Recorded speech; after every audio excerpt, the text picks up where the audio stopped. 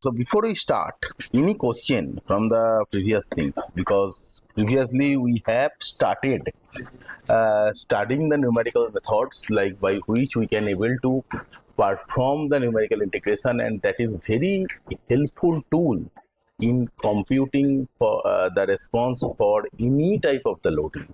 Suppose if we do, so for example earthquake, wind, if we are taking the time history, we can directly input on the structure and we can able to get what type of responses are there. So we have first studied the explicit scheme, Euler integration, and we have studied the other one, central difference method. After that we studied the three implicit scheme, that is constant acceleration or average acceleration, then linear acceleration, and linear, and we did the Newmark beta method. So from there we have also seen that how Newmark beta method can be converted into the other two methods. What should be the value of the theta and means the beta and gamma, so that we can able to calculate what is the value of means how we can able to come to the two other implicit scheme. After that we went for the, so suppose if I see, yeah, so that are the two integration scheme. Then we went for the state space approach in the last class. That was quite detailed thing. In the last class we have also seen how to solve a means how to solve the system of equations from the state space approach.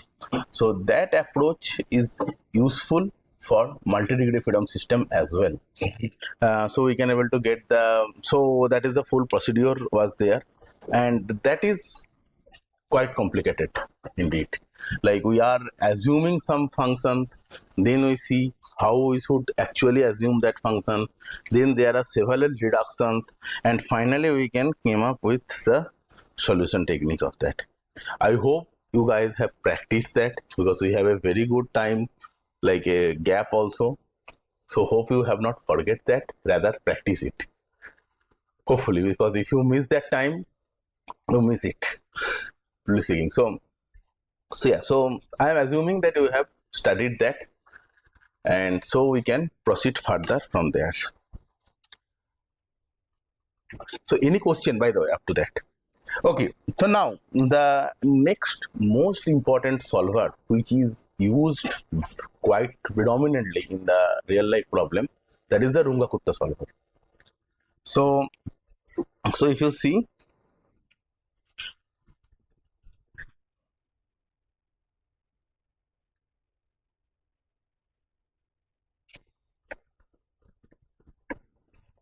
so how the solver is, so it is also, I mean, as I mentioned from the in the very first class, that all the solvers is basically from the for solving the first order differential equation.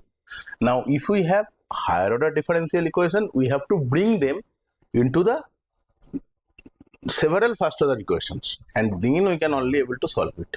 So all the solvers which are there is for the first order primarily, and we have to convert it so that we can able to solve it, except 3-4. For example, central difference was directly for the 2-degree freedom, we can solve it. Then also if you see the two method like the linear acceleration and constant acceleration and Newmark beta, they are also defined for the second order differential equation. So they are actually primarily defined for the structural dynamics problem, but otherwise if you see the mathematical solvers which are also used for several other problems, all are primarily for the first order differential equations. Okay, so now if you see that a general first order or the ordinary differential equation, that is y dash of t, can be written as f of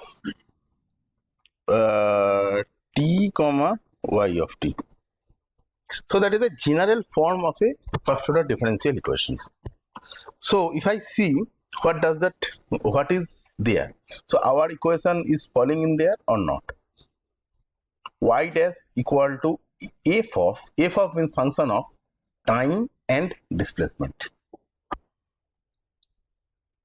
So if you see the in the last class how we have written it. Mx double dot plus Cx dot plus Kx, that is equal to force.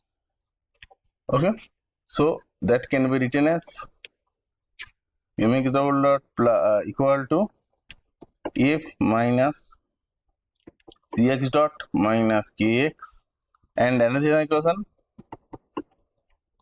So once we are putting, and maybe M also we can tell like M inverse, the full thing. Okay, so once we are writing it, x double dot and x dot, that is equal to something with x dot and x plus some forcing term. So you see that this term means your y. This is y dash.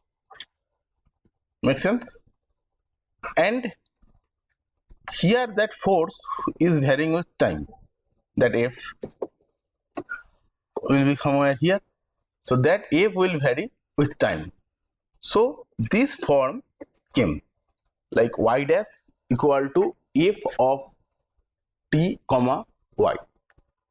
Now here one very interesting point I would like to mention, that in the previous one you have seen we wrote the equation in this form, that is in the state space form. Okay, here also the state space form can be one subcase or the subset of the Runge-Kutta solver problem.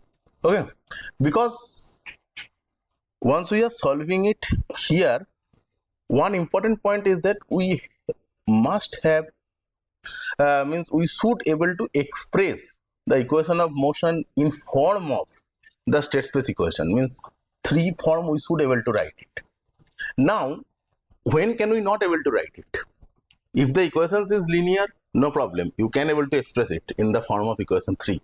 But if there is some nonlinear term, for example, if you have some term like x into x dot, or suppose if you have some term like x cube, something like x dot into x to the power 5 by 2, which comes from the electrical equation. Like suppose you have a coil and then some mass is moving on that, like if you try to calculate that inductance on those things, you will have this type of problem. So in those cases, this solver will create some problem because you will not able to write it. Because suppose if you have x into x dot, now how will you write this portion?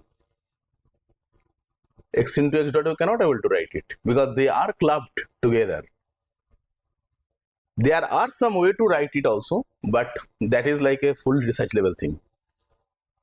You can also able to express that way, but that is like quite high level thing. So there are some reductions and all those things people do, and then try to convert, map it to some other parameter domain and then do that. But if we see that primarily we cannot able to do it directly, but in this case we do not have that problem. Suppose for example, just like if you think we have a term in between, something like that, let's say.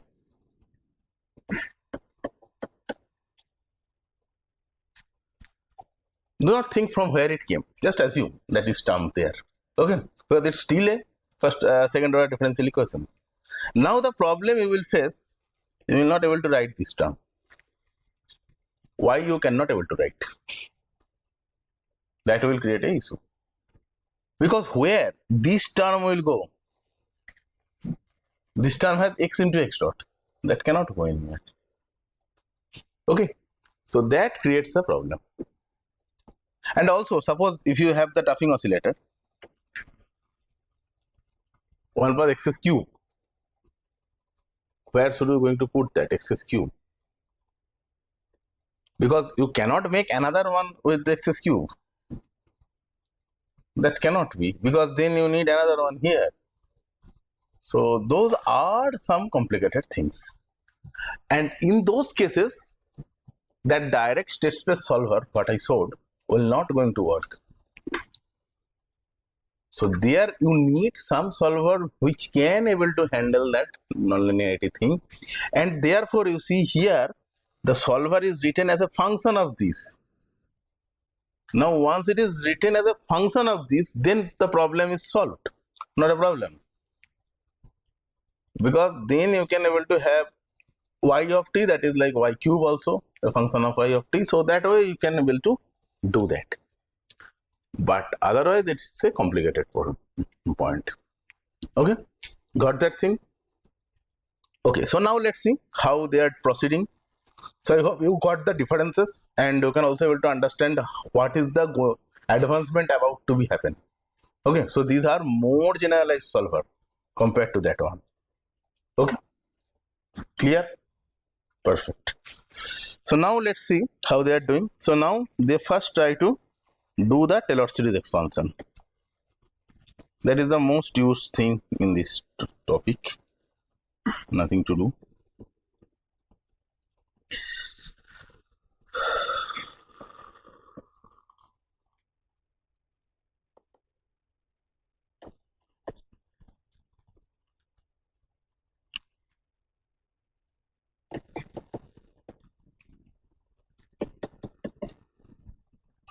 So you can able to express this in the Taylor series form. Okay.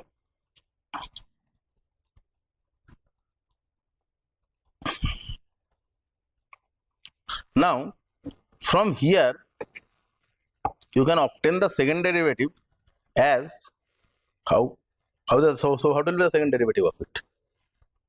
Anybody?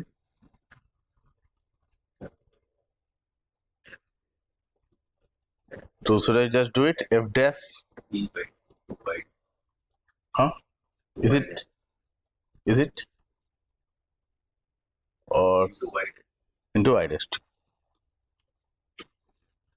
So it actually do like this way. Let me do that fully. So y dash t equal to f of t comma yt. So it should be written. So once I try to do that second derivative of it, so it should be written as ddt of f of t comma y comma t plus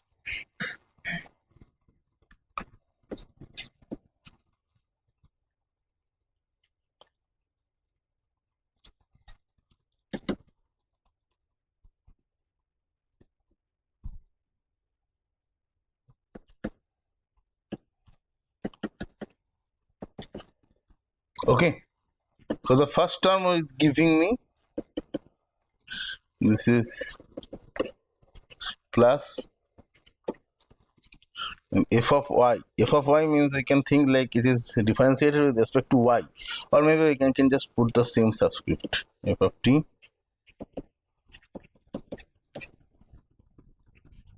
y dash. Okay.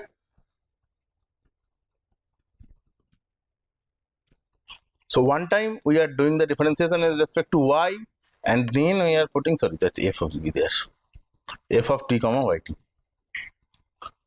Make sense? Okay. So if it is all right, then what can I say?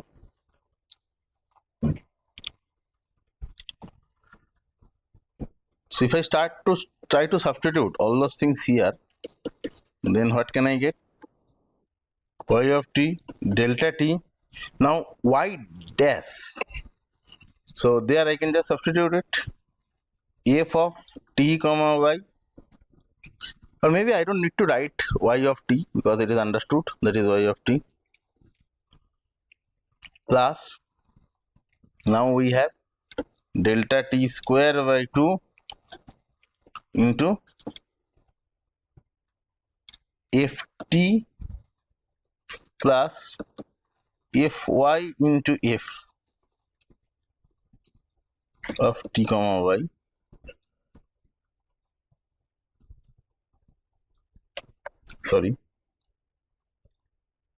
into y dash, that is fy times t comma yt into f dash y.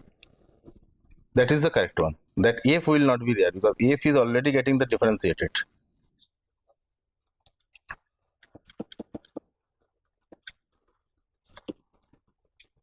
Okay, so we can get this form. So that we can also write. So we can just also take that portion also inside this, so that we are getting this. So we are not going up to jerk. We are just considering ourselves up to acceleration stage. Up to this, all right. Any doubt?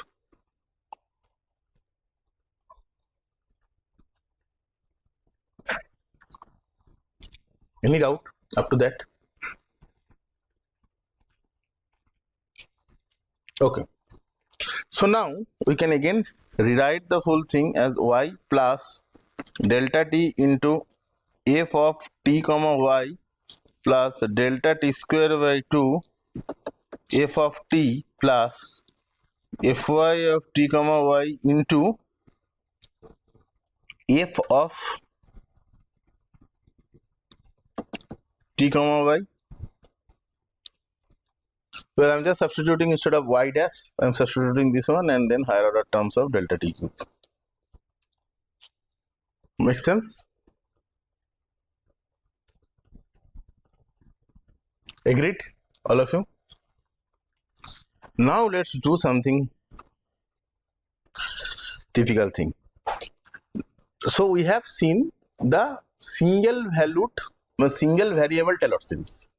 What happens if we have a multi-variable Taylor series? Means we are having something f of t plus delta t comma y plus delta y. Now tell how can we expand it using Taylor series. Previously, if you remember, we have f of t plus delta t and we expand it. If you see, we expand that y of t plus delta t into y dash t plus delta t square by 2 y double dash. Like this way we are going. But now we are having these two. Means it is like a two-dimensional problem and now both the side it is varying. How to write that?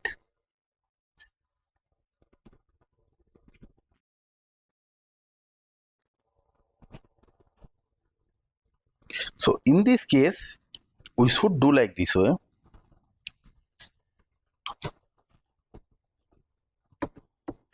F of t comma y. So that is the particular point where we are calculating something similar to f of t.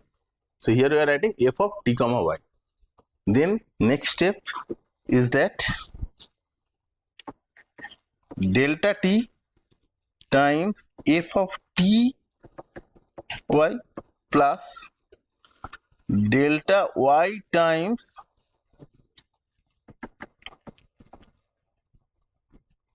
okay, perfect. So we are taking the slopes from both the side, and after that it's also not required to do. So you can say it is higher order terms are there.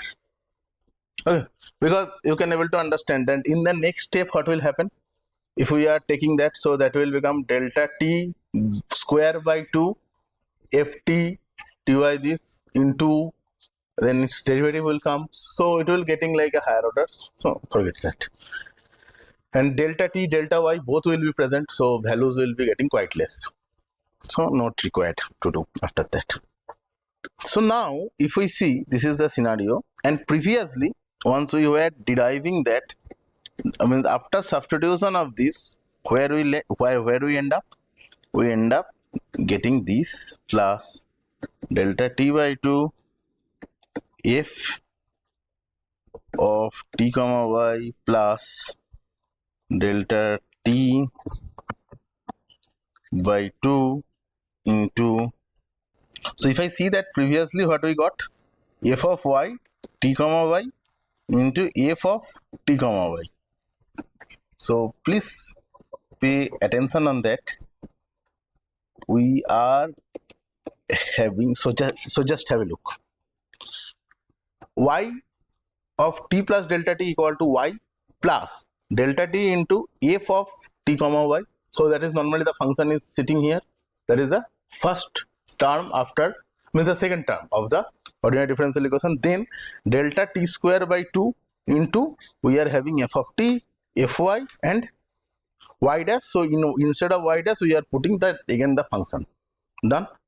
I just write the same thing here, nothing changed, just I copied.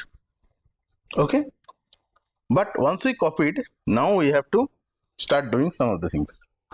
So now you can see that these things is okay.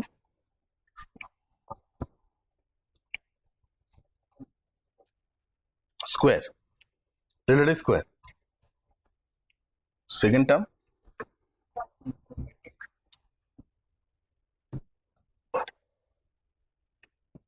yeah, there will no delta t by 2.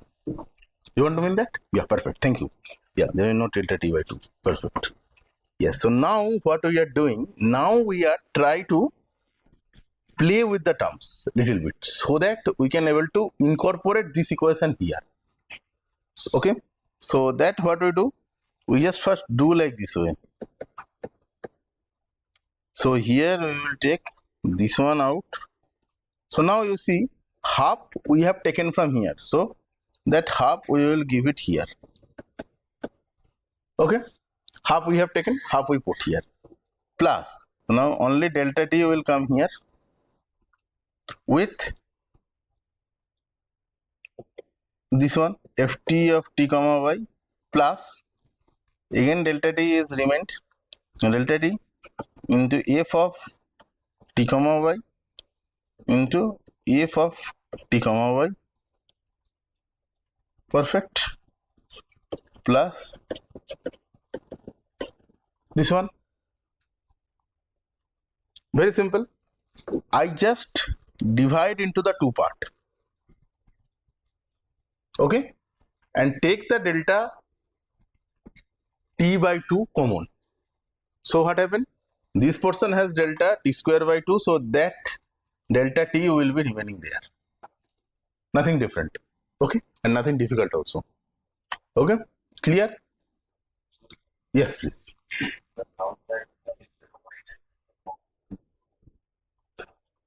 Last step, okay, please say, instead of y dash, how f of t comma y came? What was the equation? Equation is y dash equal to f of t comma y, na? We are solving that equation, so I have substituted that.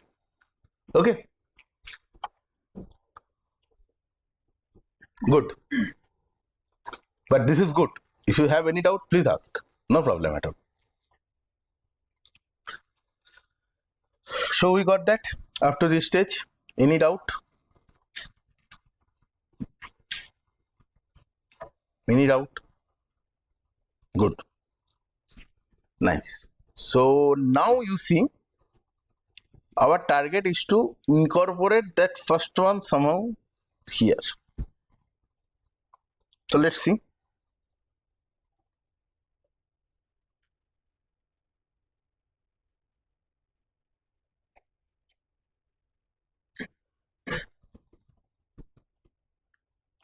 Okay, so now just if we try to match this here, this term here, that is little bit changed. It is here delta y times this, and here we are having delta t times fy times this one.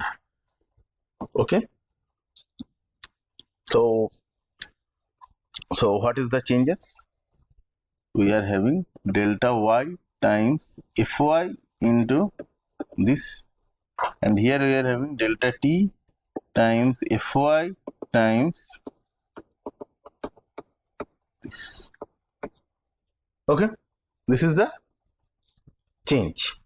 Now let's see how that look like. So delta y times fy t comma y means delta y d dy of f t comma y, that is the term. What about the other one? That is delta t times Fy of this into f of this. So now can I write delta t times dy f of t comma y into f of t comma y. Now this one, if I just write like this way, that dy over dt into dt times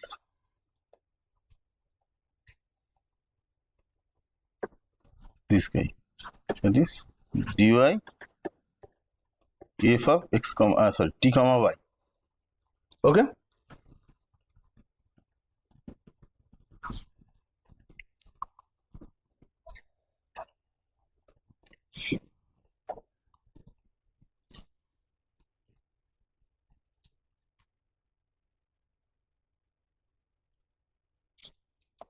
So this one will become my delta t. I left with a dy dt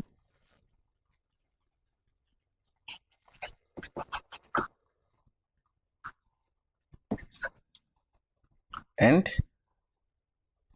dy. Now if I try to cross check, what are the terms? dt same, this same, are the same.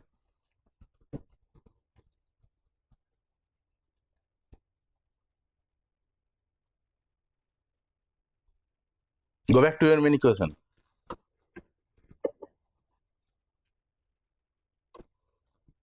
So they are same. Got it? Clear? Anybody has any doubt? Please feel free. Please feel free. Please feel free if you have any doubt in any stage. Bilkul. So if you see that this equation is there and we are try to focus on this bracketed term, forget the other terms. Okay, just take the bracketed terms. So in the bracketed term, if I try to see that first term, they are same, exactly same. Second term, exactly same. So we don't need to be worried. We are exactly same. But the third term, if we see in the expansion, that is d or delta y into f of y into ty, and here it is delta t into f of y times f of like ty.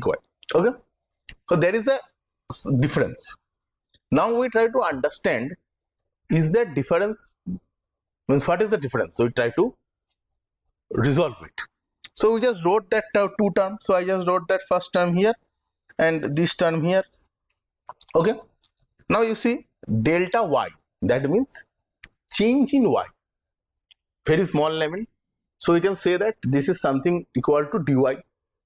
Okay, so now that dy can be written as dy dt into dt, so that basically dt cancelling out each other. Okay, if we think it very layman type way, that can be cancelled out. So we still remain with dy only, but the function gets changed a little bit. Now we are having dy dt times dt, and the other portion is dy ddy of f of dt. So we just wrote it here. Now we see that dt is something equal to delta t, which is small variation over time, so that is delta t, and we have dy dt. Now you see dy dt means what? Y dash. Okay, y dash t, and that is equal to f of t y. That is our first equation of motion. We are starting from there, that similar the point where we have substituted that one. So obviously that is our equation of motion. We can definitely use it. So here what I do, I just substituted this one. So look, it become delta t. This one is remain same, and this one dy dt will become f of t comma y, and that is nothing but the term here. So basically we can now tell that this term and this term is actually same.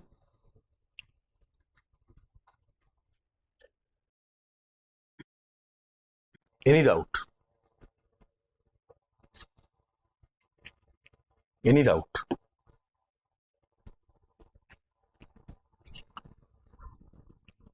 Any doubt by anyone?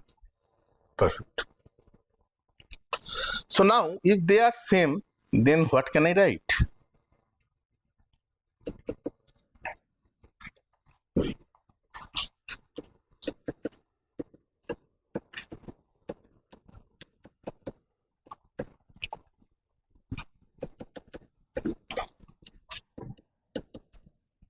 So then full term I can say is equal to f of delta t plus 2 comma y of delta y plus higher order term. So we see that we are getting now let's first try to focus what we get. So here we see that whatever was our previous equation, did we proceed anywhere? What was our previous equation and what was the problem with that? Is there any problem? First of all, like we did so many things, but so you see we have y of delta plus this equal to y of dy dt into f of this plus dy dt fy into f dash y this. Okay, so if you see all the term here is coming from the previous term, and that was the prime problem. So it is not become a implicit type of scheme, it's rather like become an explicit scheme, because all the terms are coming from the previous one. Like f of t, that's the calculating the previous one with the derivative with respect to t. This is also fy, previous term. So all the terms were the previous term. No term which is from the this step. So that was the prime problem. So now you see we converted that full thing like y, so that is not comma, that is delta plus t. So y of t plus delta plus t equal to this way. Okay, so now here we see that is the previous term come from the previous step. This is the delta t, that's okay, that's a known thing. This is also term from previous step. This is the normal term, no issue. Then f of this, that is also the time changes, and this is y plus delta y. That means this is the new time step.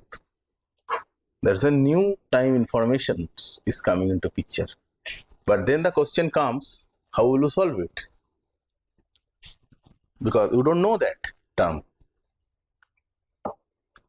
So for that,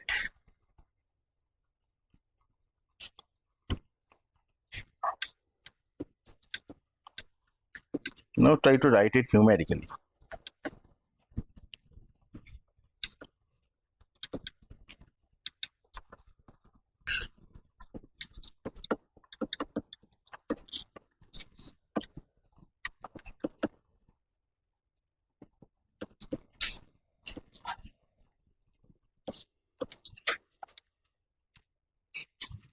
I'm just forgetting the higher terms, just for forgetting it.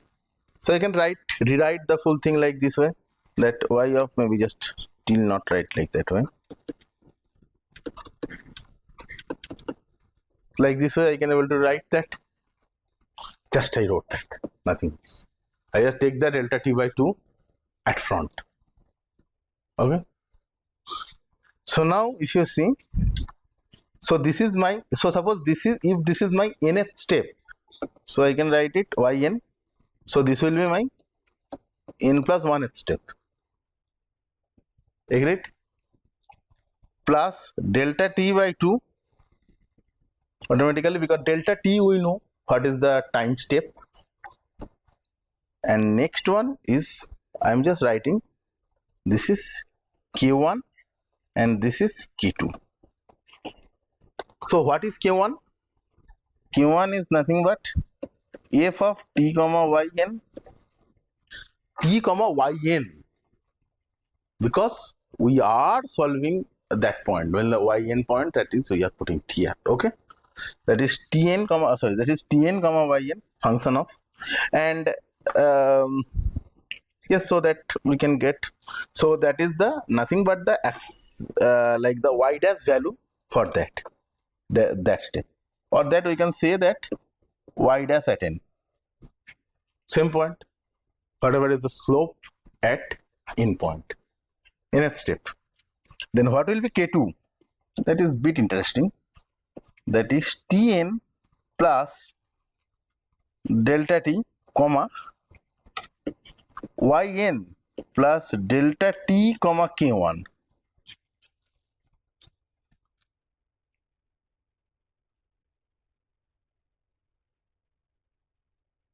And from there, and Q1 is nothing but your result. So from there you can able to get what is the value you are getting at n plus 1 step, and this way you can able to go ahead. One after another step you can able to calculate.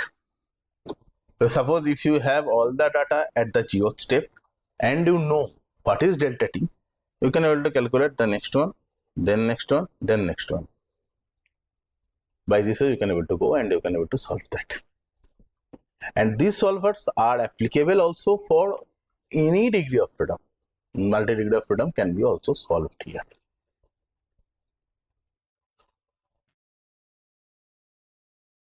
So this solver, if you just try to use this solver in MATLAB, that is known as ODE 23.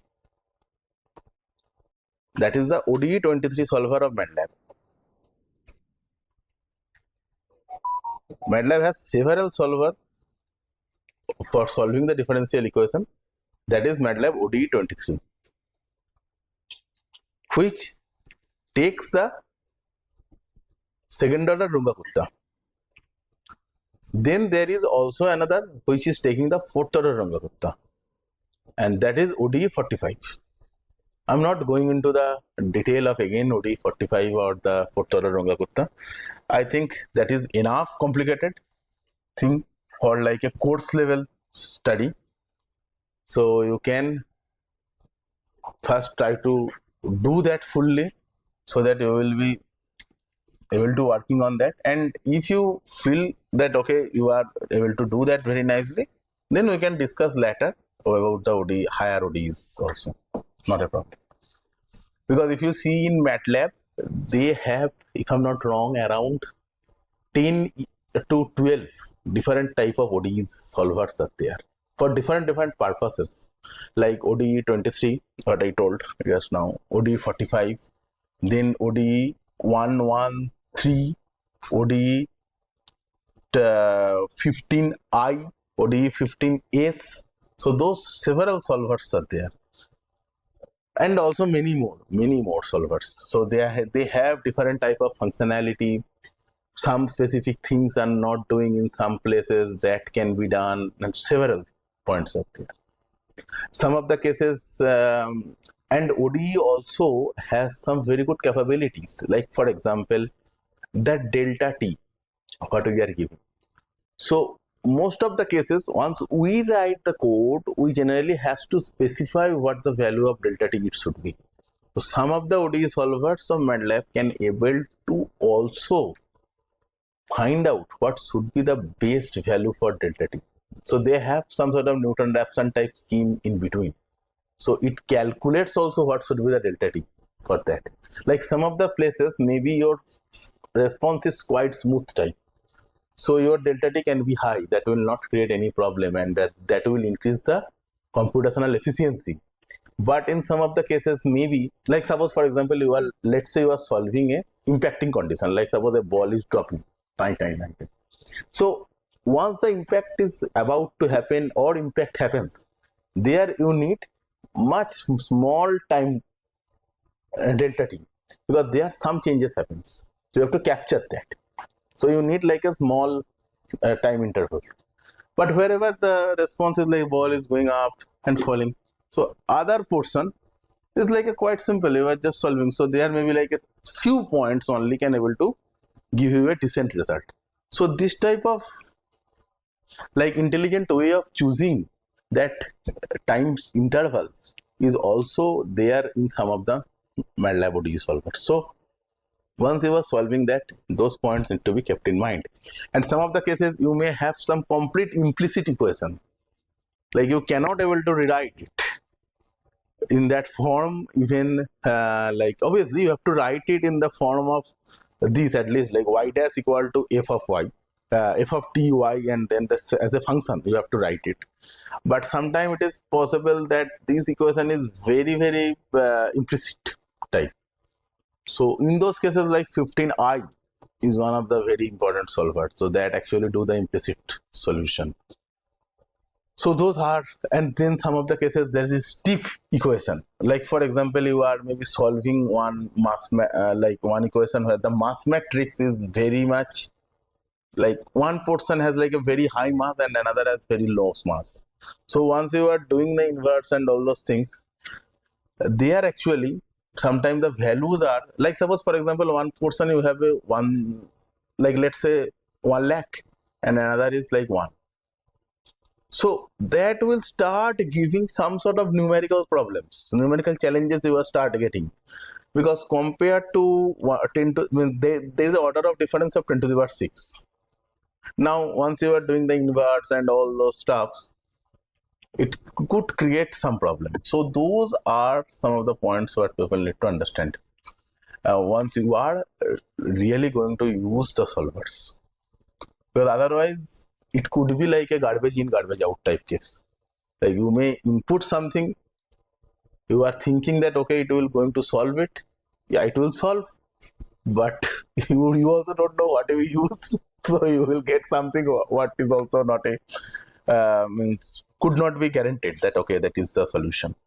Okay, so I would like stop that numerical portion up to there, and I will do after that the Fourier transformation, like how we can use the Fourier series to solve this type of problems as well. So that I will also study today. Now I would like to show some of the numerical analysis, like running some MATLAB code and try to show that okay how these things are happening. But I think I don't need to mention that this is too mathematical, and please keep practicing. And don't just read, do it with the pen and paper, because these things are not like a storybook you just read. No, sorry, that will not going to happen. This you definitely need to practice, definitely. Otherwise, in exam, definitely you cannot able to solve. Okay, okay. So let me just show some of the MATLAB for that. Yes. So here you see. So that is the MATLAB code prepared by the TS.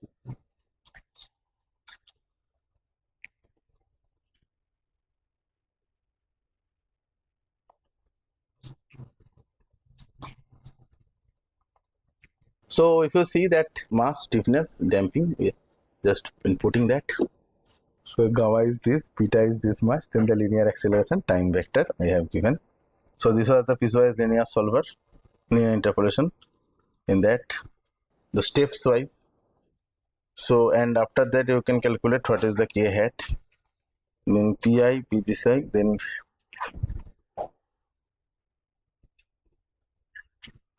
initial calculations. We are having time stepping the central difference. And here you can also change the beta values and gamma values, and you can able to get that. And we can also change the dt, that is most important thing. So let's change the value of dt, maybe. So first case, like okay it is 0.01. okay, so now if you run that, so you see primarily the values coming from the new central difference. So this is the acceleration chart. So here if you see that time means the acceleration response for these two are pretty similar. Okay, velocity, the difference is much less compared to the previous one, and this is almost exact. Okay, now let's change that del dt to 0.1. Now you see that get changed. The two responses are no longer remain very similar. There is a difference. And previous and also like a time steps is getting increased.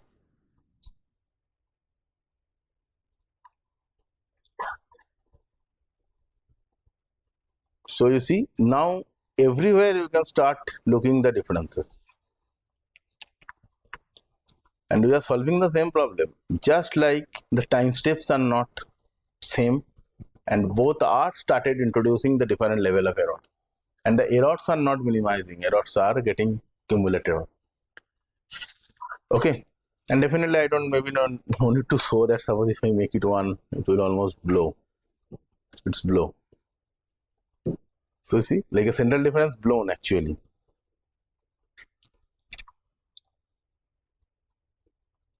How can I say that central difference method is blown up? You see that acceleration is has shown a huge jump. So let me just do one thing. So that actually tells, I think, primarily that you have to basically use the small time steps so that your results are more or less coming similar and it can able to solve it properly. Otherwise, then it drastically change will create some problem.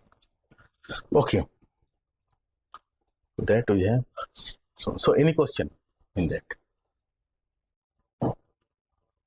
So these are basically you have to write the code also. Hence, you have to start making your hands dirty so that we are able to write that. Okay, so now let's work a little bit on the Fourier transform, and let's see that how using the Fourier we can able to calculate the responses. Okay, we have our basic equation.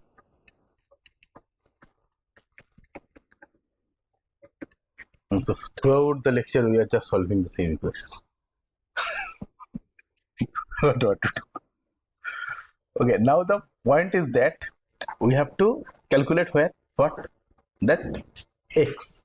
Basically that is our target. Like we have to find out the displacement, velocity and acceleration responses. Okay, and we have some sort of forcing functions given which are varying with time. Fine. Right. So force is nothing but a function of t, and we are so and we are trying to, and we have seen previously that if we can able to write the forcing function as like sine, cosine or e to the power, then we can very easily able to solve what is the response of that function. What we have done in the case of that integral, like once we do that d operator case, we have seen that we can very easily able to calculate that thing.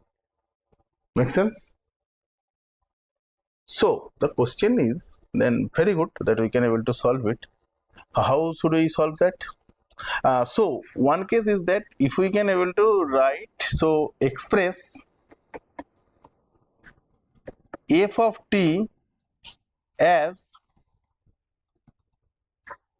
cos of something, cos and sine function or e to the power function. Okay, that is one of the way. Or we can express the x as this. That also we can able to do. Okay, and both the cases we can able to get the solution. So in one case, so okay, so let's see what is the Fourier theorem actually tells to us. So suppose we have some function y of t. I am writing y of t, and that can be f of t or x of t, both.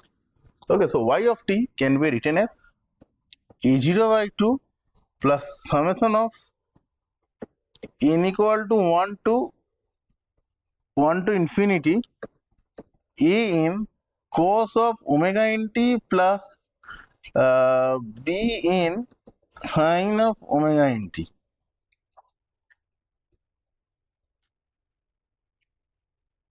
That means what? We can able to express any function as the constant term plus the summation of the sine and cosine series. Okay, makes sense? Please pay attention on the 2-3 things. First thing is that we have a constant term. So this is a constant term. So this means what? Suppose you have a excitation somewhere like going like this. So that mean value should be expressed by this term A0 by 2. Okay, so that is the A0 by 2. Okay, so that is the mean of that complete deviation. And don't think this is what force or displacement. It can be both. It is applicable for both the cases. Okay, now what happened? We have these costs and this. So that means we can able to draw some functions with different amplitude, different frequencies. We can able to draw several functions like that and add them together so that this will give this graph. Definitely. So what are the unknowns here? Or what are the known things? Anybody? Because once we have solved mathematics, we first need to know what are the unknown, what are the known things. So what are unknown, what are known?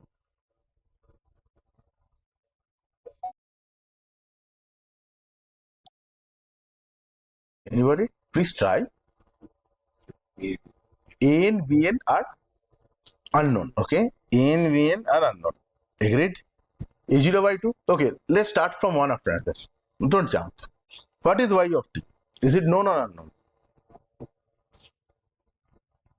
Known or unknown? Please say with confidence. Yeah, that's a confusing thing. If you are using it as a displacement, it is unknown. Or if you are using it as a force, it is known. Okay, but for the time being, assume this is known. Okay, because you are expanding it so that you try to get that response.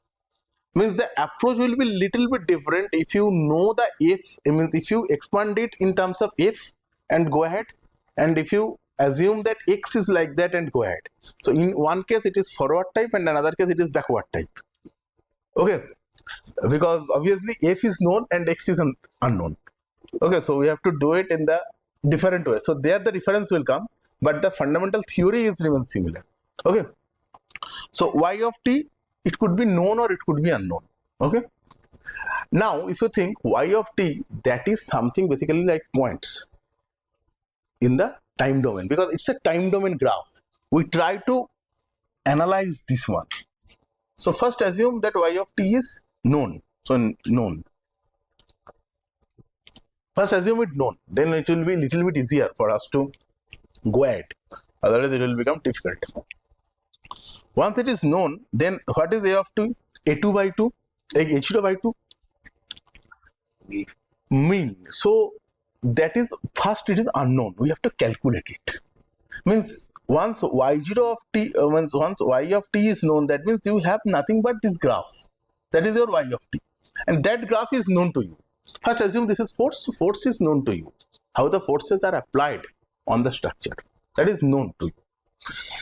So this is known, and all other things are unknown except t, because t is the time which is varying. So that is known, but all other things like an, wn, vn, omega, sorry, an, omega n, vn, omega n, all are unknown. And how many values of an, vn, omega n? Infinite. Man, how will you solve infinite number of unknowns? That's not possible to solve with finite number of unknowns at least. So we have to define it. It cannot be like a infinite number of integrals. So you have to limit it up to certain point, obviously. Okay.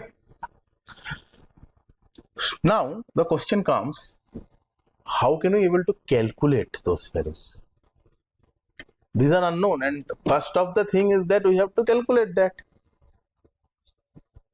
So if we are assuming that this is my f of t, and if we know able to calculate this full thing and express that in this term, then what we are doing? This plus cx dot plus kx equal to a0 by 2 plus summation of n cos omega nt plus bn sin omega nt n equal to 1 to infinity. So now you can solve it one after another, because you have seen in the d operator class that if you have this solution, you can able to get several complementary part, several particular integral part, and you can able to get that response. That's not a problem. That can be done easily. Okay. So if you can able to write it, we can able to solve it. Make sense? And then we can able to get what is the value of x. That will be simple. Not a problem. Now tell how to get. So now the challenge here remains in calculating a0, an, bn, and omega n. How to do that?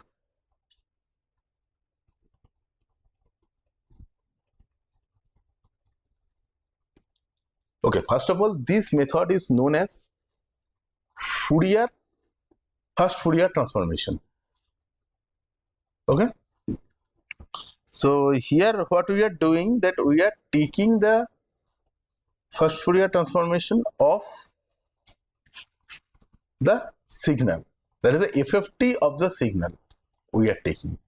So whatever the signal we have, we are taking the FFT of it, and then we try to calculate the harmonic response of the structure for each different type of excitations, and then sum that up so that we can able to get what is the final response. That would be my strategy. Okay. If we take the FFT of the signal. Okay. Clear? Very good. Now in this case, then taking the FFT, so how we can do that? We can do a0 equal to 2 by t times minus t by 2 to t by 2 into x of t, y of t dt. That will give me the first solution of that.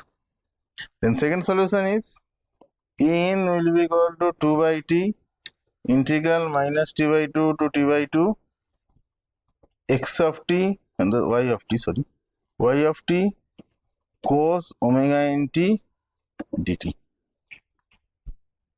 By the way, do you know the Galerkin integration? In finite element, maybe you have studied that. अभी तक हुआ नहीं, ठीक है. So Galerkin integration, yeah. So okay. So then let me little bit introduce that. Otherwise, it will be difficult for you to understand that. How can I able to write this? Okay. Okay. So what was my function? My function was y of t equal to a0 by 2 plus summation of n cos omega nt plus bn sin omega nt. That is n equal to 1 to infinity. Okay. And t is going from 0 to time period. T is not going to infinite. T is going from 0 to particular time period. Okay. Like for example, we are taking an earthquake data. So we will have a definite time up to a certain time. We take a wind response. We have a particular time, not infinitely it is going. So once this is the case, then what can we say? That this is my exact signal. and this right hand part is the approximate signal. Okay, and my target is to reduce the error. So once this is approximated with this, means the left hand side is approximated with the right hand side, then definitely it will induce some sort of error. Okay, or I can call it as a residue, which is known as the weighted residual technique. So suppose if I just say that R, which is residue, will be equal to maybe I just wrote this one, A0 by 2 plus summation of 1 to infinity an cos omega nt plus bn sin omega nt minus y0t. So that is my residue.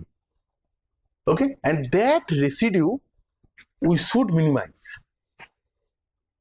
Okay, then we will close to the exact solution.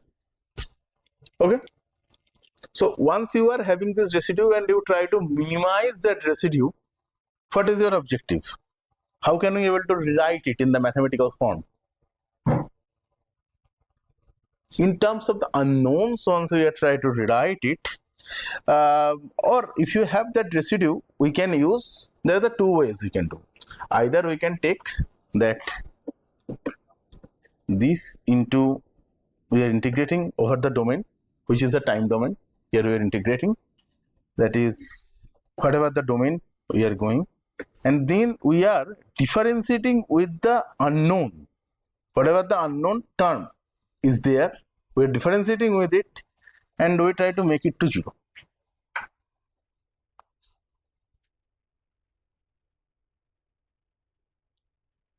Okay, if you see nowadays a lot of people are doing the machine learning and all those things. If you see any of the very primordial optimization techniques that work on this, so this is the least square.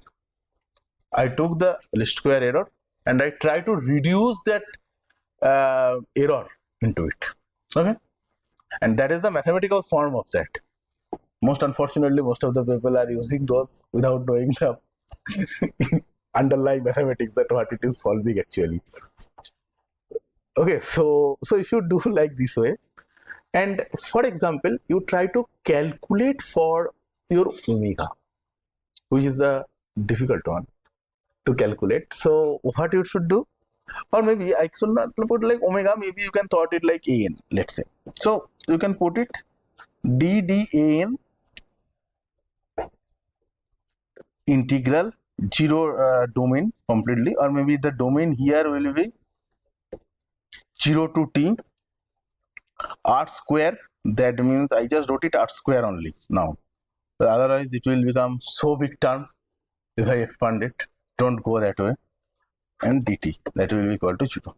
Now let me, next step, what I will do, I will go it 0 to t, look, dan r square dt equal to 0. Next step, 0 to t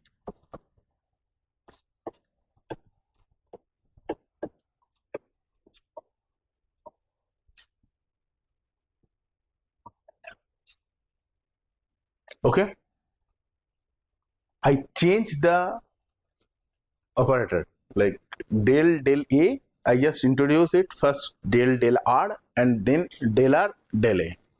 Okay, why I did that? Because this is very easy to solve. I don't need to do anything actually. This will give me 2r. And what is this guy?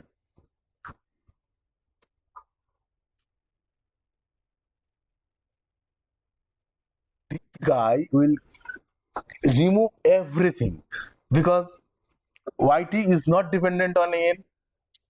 These are not dependent on an. Nothing is dependent on an. Only the thing is dependent on an is the cos omega nt. So that will give me cos omega nt. So this term will become cos omega nt. So see the trick. If you do it something else, nobody can save you. Because so this trick you have to use. Okay, once you will do it for bn, you will do it for bn, and then sin omega nt will come out. And once you will do for a0, You will do it with a0 and 1 will come out. Or means half will come out, because that is with the a by 2. Half will come out. Don't do with any other thing, then only the God can save you. Because this will be crazy. And then this. Okay? Make sense? Good. Now, once you have this, the important point is coming where that is a cos omega n t. Now R. Now if you substitute that full thing here, now still the story is repeat. It not ended. So 2 we can forget. The 2 is a constant, we can forget that out. No issue. Now we left with 0 to t a0 by 2 plus summation of n equal to 1 to infinity an cos omega n t plus bn sin omega n t minus y of t. Now here, please pay attention. This is cos nt. That means you have to put the several values of n. Like you should put first 1. So cos omega 1t, cos omega 2t, cos omega 3t, like this way. So it will be series of equations. It's not a single equation. It's a series of equations. Okay. So here it will become cos of. So that's why I can put it cos of mt. So that I change that notation, not same notation, because then it will be confusing. N and N should not be confused. Okay. And dt. Do you have a courage to do that integration? What happens? Cos of omega nt, sin of omega nt, these are orthogonal functions. Okay. What does that mean? If you take an integral like this way, that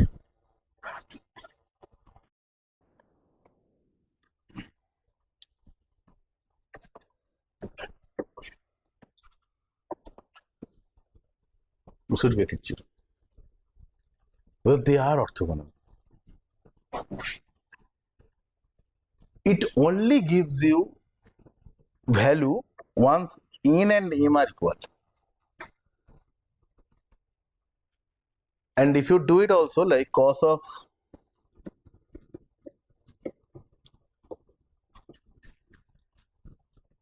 sin, whatever you put it, that will be also 0.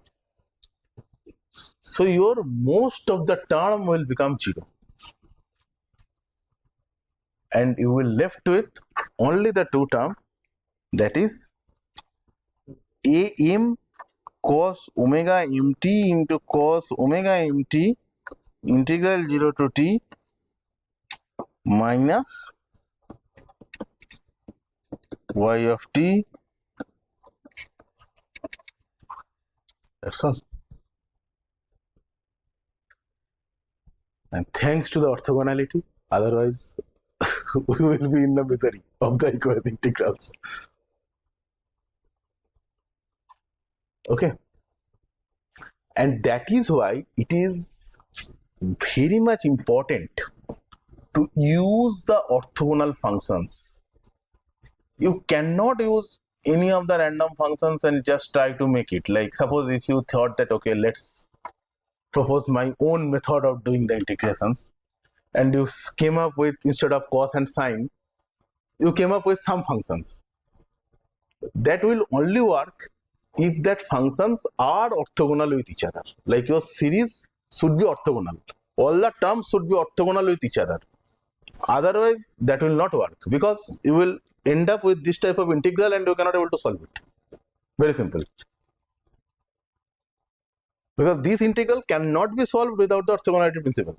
I hope you understood that point, because it's not a matter of joke to solve that type of integral. So with the orthogonality principle only we can able to solve this. And that only comes once your functions are orthogonal with each other. And that is eventually happens with the sine cos. So therefore these solvers are actually working.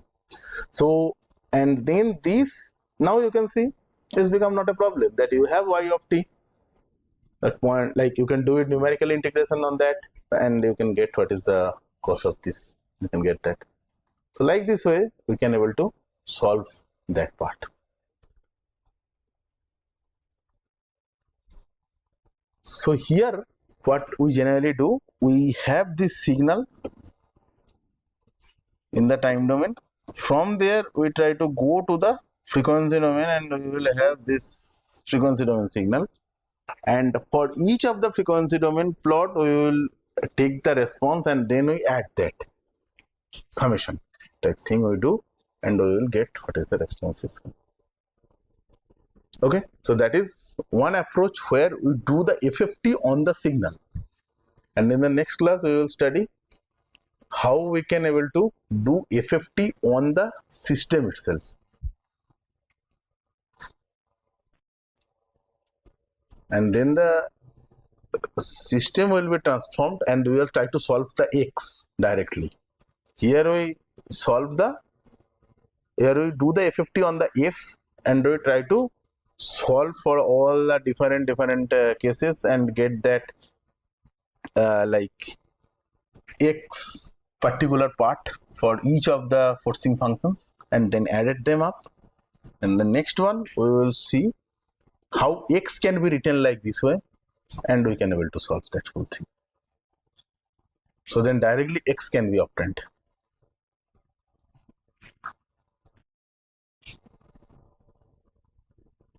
Okay, any question? Maybe so many questions. So no problem, so we can take it from the next class. Thank you very much.